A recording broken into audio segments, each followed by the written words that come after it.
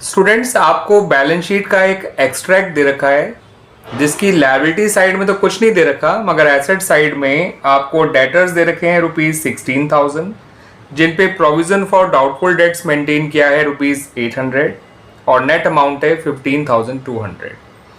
फिर आपको additional information में ये बताया हुआ है कि debtors of ₹1100 be written off as bad, ठीक है बच्चों, as it is no longer receivable, क्योंकि अब उसके मिलने की हमें कोई उम्मीद नहीं है। दैट्स वाई इसको आप बैड मान के राइट ऑफ कर दीजिए, ठीक है बच्चों। फिर आपसे ये कहा गया है कि जो प्रोविजन फॉर डाउटफुल डेट्स है जो आगे मेंटेन किया जाना है वो एग्जिस्टिंग रेट पे ही मेंटेन किया जाना है।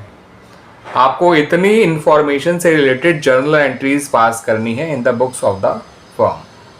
क्लियर बच्चों? तो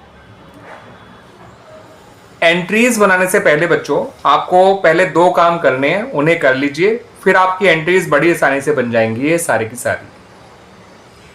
तो बच्चों 2 काम क्या है वो समझ लीजिए। सबसे पहले तो आपको ये पता करना है कि एग्जिस्टिंग रेट है कितना, क्योंकि आपको प्रोविजन जो है वो आगे भी इसी रेट पे ही मेंटेन करना है। तो एग्जिस्टिंग रेट जानने के लिए जो पुराना प्रोविजन फॉर डाउटफुल डेट्स का अमाउंट है उसको डेटर्स के ओरिजिनल अमाउंट जो कि 16,000 है उसे डिवाइड करिए और मल्टीप्लाई करिए विद 100, ये आ जाएगा 5%, यानी एग्जिस्टिंग रेट ऑफ प्रोविजन जो है वो 5% है। ठीक है बच्चों, इतनी चीज क्लियर? अब नया प्रोविजन फॉर डाउटफुल डेट्स कैसे निकाला जाता है वो भी सुन लीजिए। डेटर का जो ओरिजिनल अमाउंट है 16,000, उसमें से बैड डेट्स के अमाउंट को माइनस करना है बच्चों। किसको माइनस करना है? बैड डेट्स के अमाउंट को, नए पुराने प्रोविजन को नहीं। किसको माइनस करना है? बैड डेट्स के अमाउंट को, into rate of new provision जो कि खुद 5% ही है। आगे भी क्वेश्चन में ही कहा गया है कि प्रोविजन को एग्जिस्टिंग रेट पे मेंटेन करना है, तो रेट ऑफ न्यू प्रोविजन भी 5% ही होगा। अब लेकिन जो रेट ऑफ न्यू प्रोविजन है वो निकाला जाएगा ₹14,900 पे, क्योंकि जो डेटर्स डूब गए उन पे प्रोविजन नहीं बनाया जाता, प्रोविजन बचे हुए डेटर्स पे बनाया जाता है। तो इसके पीछे का लॉजिक और रीजन ये है बच्चों।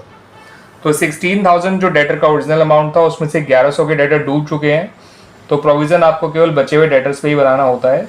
दैट्स वाई जो डेटर, ठीक है, बैड डेट्स हटाने के बाद बचे हैं उन पे निकालना होता है। ये निकल कर आ गया बच्चों ₹745।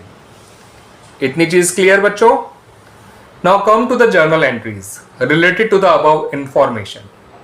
सबसे पहले बच्चों आपको बैड डेट्स की एंट्री बनानी है, और बैड डेट्स की एंट्री वही है जो आप क्लास 11 से करते आ रहे हैं। Bad debts account debit to debtors account. तो आपका बैड डेट्स अकाउंट डेबिट हो जाएगा। बैड डेट्स एक लॉस है और लॉस जब बढ़ता है तो वो डेबिट किया जाता है। और डेटर्स अकाउंट आपका क्रेडिट हो जाएगा। डेटर एक एसेट है, पैसा डूबने की वजह से वो डिक्रीज हो गया, और एसेट जब डिक्रीज किया होती है तो उसे क्रेडिट किया जाता है। आप जब जर्नल एंट्री बना रहे होते हैं तो आपको उसके पीछे का लॉजिक पता होना चाहिए। एंट्रीज कभी रट के नहीं बनानी चाहिए बच्चों, क्योंकि रट के आप एंट्रीज बनाएंगे तो आपको हर बार जो है दिक्कत आ सकती है। कभी कभार आप ठीक कर सकते हैं, लेकिन आप हर बार ठीक कर पाएंगे उसकी कोई गारंटी नहीं है। लेकिन अगर आपने एंट्रीज को समझा होगा, उनके लॉजिक को समझा होगा कि कौन सा अकाउंट डेबिट हो रहा है तो क्यों हो रहा है, और कौन सा अकाउंट क्रेडिट हो रहा है तो क्यों हो रहा है, तो आप फिर ये गलती नहीं करेंगे एंट्रीज बनाने में। आपका अगला काम जो होगा बच्चों वो इस बैड डेट्स अकाउंट को क्लोज करने का है। बैड डेट्स अकाउंट को या तो पुराने प्रोविजन से क्लोज किया जाता है या रेवोल्यूशन अकाउंट से क्लोज किया जाता है।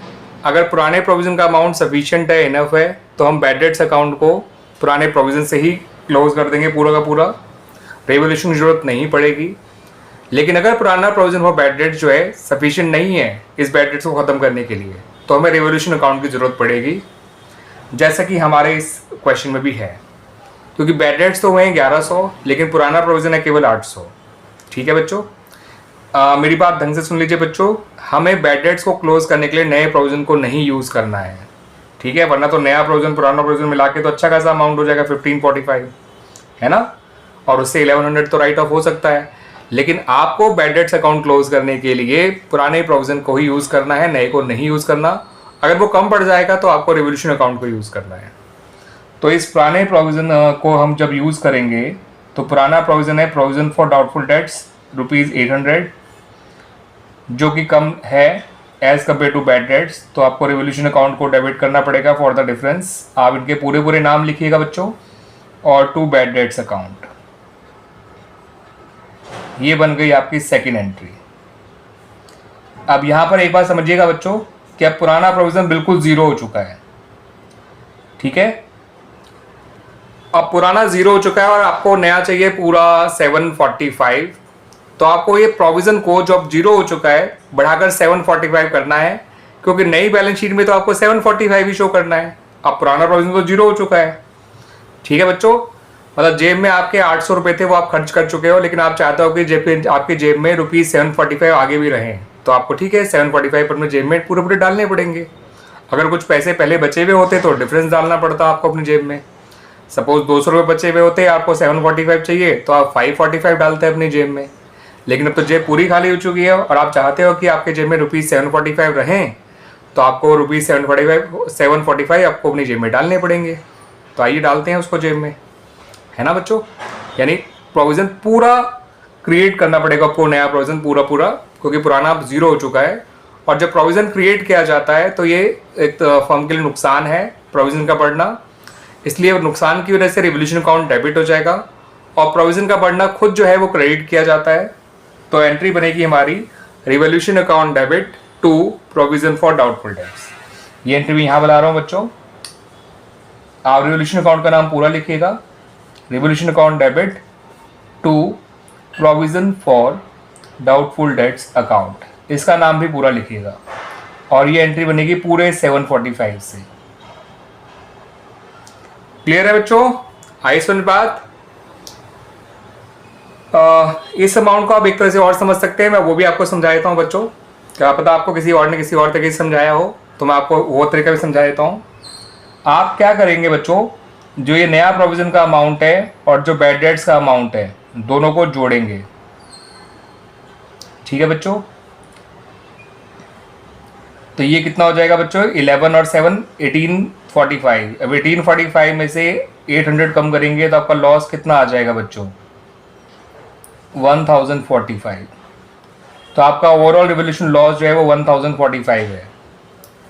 आप देख भी सकते हैं, आपने 1045 ही रिवोल्यूशन में डाला है, 300 यहाँ डाला है और 745 यहाँ डाला है, ठीक है बच्चों। इतनी चीज क्लियर हो गई, आगे समझ बात मेरी, ठीक है ना।